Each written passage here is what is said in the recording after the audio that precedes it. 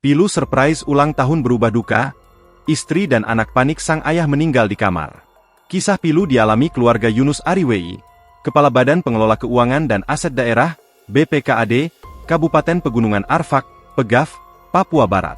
Saat sang istri dan anak berniat beri surprise ulang tahun lengkap dengan kue dan lilin, Yunus Ariwei ditemukan meninggal dunia. Melansir dari Tribun Jateng, Yunus ditemukan telah meninggal dunia di kediamannya pada Kamis dini hari, 5 Juni 2025. Sang istri datang ke kamar tidur bersama anaknya. Mereka ingin memberikan kejutan ulang tahun untuk Yunus yang berulang tahun pada 6 Juni 2025. Dalam rekaman video, terlihat sang istri membawa kue ulang tahun lengkap dengan lilin yang menyala. Seorang gadis diduga anak dari Yunus merekam momen bahagia tersebut. Keduanya masuk ke kamar dengan perlahan dan penuh harap. Mereka hendak membangunkan Yunus yang sedang tidur. Namun, ketika sang istri memanggil dan menggoyangkan tubuhnya, Yunus tidak kunjung bangun. Kue ulang tahun yang sudah disiapkan lalu diletakkan di samping tempat tidur. Setelah beberapa kali mencoba membangunkan, sang istri mulai panik. Yunus ternyata sudah meninggal.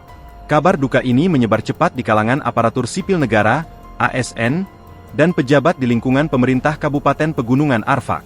Banyak yang tak percaya bahwa sosok yang dikenal baik hati dan ramah ini telah pergi untuk selamanya. Yunus Ariwei dikenal sebagai pejabat yang rendah hati dan mudah bergaul. Ia menjabat sebagai Kepala BPKAD Kabupaten Pegaf sejak 29 Juli 2019. Dedikasinya dalam pengelolaan keuangan daerah sangat dihargai oleh banyak pihak. Jenazah almarhum disemayamkan di Rumah Duka Brawijaya, Manokwari. Seluruh kerabat, keluarga, hingga masyarakat Kabupaten Pegunungan Arfak datang memberikan penghormatan terakhir. Doa dan ucapan belasungkawa terus mengalir dari berbagai kalangan. Hingga kini belum ada keterangan resmi penyebab meninggalnya Yunus Ariwei.